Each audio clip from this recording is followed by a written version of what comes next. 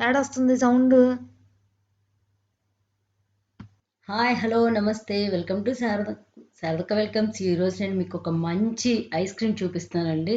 So ఎవరికి ఇష్టం ఉండదు ఐస్ క్రీమ్ అంటే, చిన్నపిల్లల కాడి నుంచి పెద్దవాళ్ళ దాకా అందరూ లైక్ చేస్తారు. అలాంటి ఐస్ క్రీమ్ని మనం బయటికి వెళ్ళి కొనుక్కొని తినే కన్నా మన ఇంట్లోనే ఎంతో హైజీనిక్గా తయారు చేసుకుంటే చాలా బాగుంటుంది. ఇది ఆరెంజ్ వచ్చే సీజన్ కదా, సో సీజన్లో ఉన్నప్పుడు ఆయా ఫ్రూట్ డెఫినెట్గా తీసుకోవాలి. సో ప్రాసెస్లోకి వెళ్ళిపోతే ఇక్కడ మనకి కావాల్సినవి ఏంటంటే ఫ్రెష్ క్రీమ్ అండి. ఇది వచ్చి బయట మీరు అమ్మేదన్నా కొనుక్కోవచ్చు, లేకపోతే నేనైతే హోమ్ మేడ్ తీసుకున్నానండి. అన్నీ కూడా ఈ మీగడ వచ్చి పాల మీద తీసి కలెక్ట్ చేసి పెట్టుకున్నాను నేను. కాకపోతే మనం ఈ ఐస్ క్రీమ్ చేసుకునేటప్పుడు మీగడ అనేది చాలా కూలింగ్తో ఉండాలి. గట్టిగా అవ్వకూడదు, అట్ ద సేమ్ టైం చల్లగా ఉండాలి. సో 2 కప్స్ మీగడ తీసుకున్నాను. అలాగే 1 కప్ మిల్క్ మేడ్ అండి, కండెన్స్డ్ మిల్క్ అంటారు కదా అది.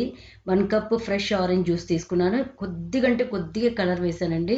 సో ఈ కలర్ ఎందుకు వాడానంటే మనకు ఐస్ క్రీమ్ కలర్ ఉండాలని చెప్పి వాడాను నేను, వీడియో కోసం అని చెప్పి. మీరైతే ఇంట్లో వాడమాకండి. సో ప్రాసెస్లోకి వెళ్ళిపోతే ముందుగా మనం ఖాళీ మిక్సీ జార్ని మనం డీప్ ఫ్రిడ్జ్లో పెట్టుకోవాలి. ఒక హాఫ్ అన్ అవర్ పెట్టుకోవాలండి. ఎందుకంటే మనం ఈ మీగడ వేసి తిప్పేటప్పుడు కూలింగ్ అనేది ఉండాలి కాబట్టి, రూమ్ టెంపరేచర్ కన్నా జార్ని మనం ముందే ఫ్రిడ్జ్లో పెట్టి ఉంచుకుంటే కూలింగ్గా ఉంటుంది. సో ముందుగా నేను ఈ మీగడ అనేది వేసేసాను. పాల మీద మీగడేనండి ఇది, ఇంట్లోది. బయట ఫ్రెష్ క్రీమ్ అని అమ్ముతారు, అదైనా కొనుక్కొని చేసుకోవచ్చు. సో ఇలాగ నురగలాగా బాగా ఫ్లఫీ మనకి గుల్లగా తయారవ్వాలన్నమాట ఈ మీగడ అనేది.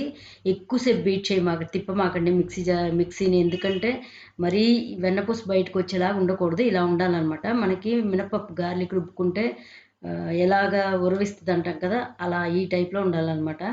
సో ఇప్పుడు ఇందులోనే నేను ఆ మిల్క్ మేడ్ అనేది వేసేస్తున్నాను. కండెన్స్డ్ మిల్క్ 1 కప్పు, 2 కప్స్ మీగడ, fresh cream, 1 cup milk made, 1 cup orange juice అండి. నేను ఇక్కడ 2 ఆరెంజెస్ తీసుకున్నాను. సో ఇప్పుడు మిల్క్ మేడ్ వేసేసాను ఇందులో. సో ఎవరైతే ఫస్ట్ టైం మన ఛానల్ చూస్తున్నారో, మీకు కనుక లైక్ చేస్తే డెఫినెట్గా లైక్ చేయండి, షేర్ చేయండి, సబ్స్క్రైబ్ చేయండి. సో ఇప్పుడు ఆరెంజ్ జ్యూస్ కూడా వేసేసి నేను మూడింటిని కూడా ఒకసారి బ్లెండ్ చేసుకున్నాను. అంటే బాగా తిప్పేయకూడదండి, ఎక్కువ తిప్పేస్తే వెనపూస బయటకు వచ్చేస్తుంది. ఇలా ఉండాలన్నమాట.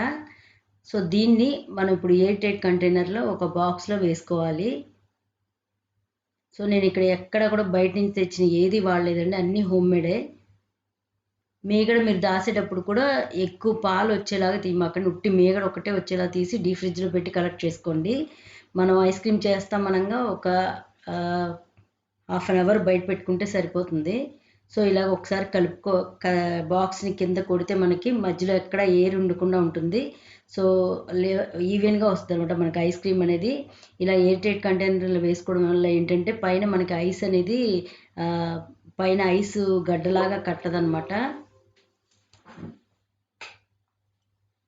సో దీన్ని ఇప్పుడు మనం 8 to 10 అవర్స్ అండి, గుర్తుపెట్టుకోండి. 8 నుంచి 10 గంటల వరకు మనం దీన్ని ఫ్రిడ్జ్లో పెట్టుకోవాలి.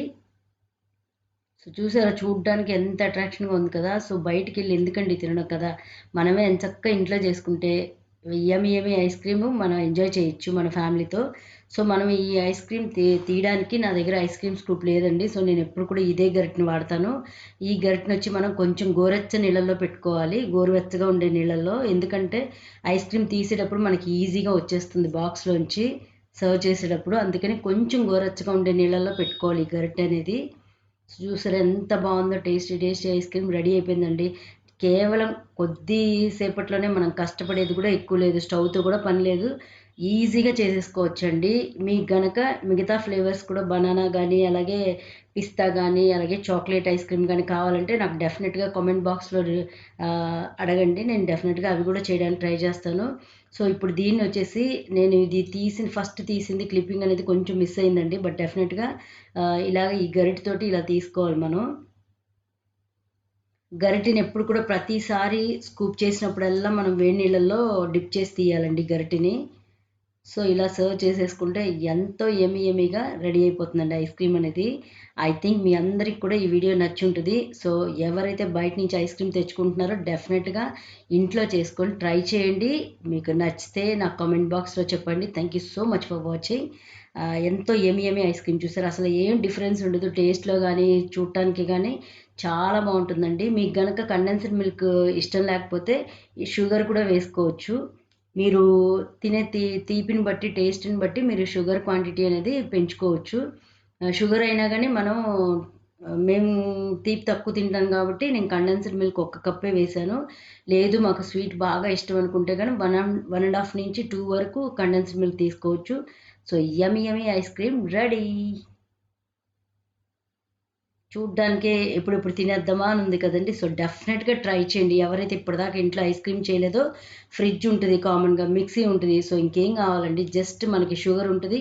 మీరు మీగడని ఇంట్లోది కలెక్ట్ చేసి ఒక 5 డేస్ పెట్టుకోవడమే మీరు చేసుకునే క్వాంటిటీని బట్టి. ఐ హోప్ మీ అందరికీ కూడా ఈ వీడియో చాలా నచ్చుంటది. Thank you so much for watching.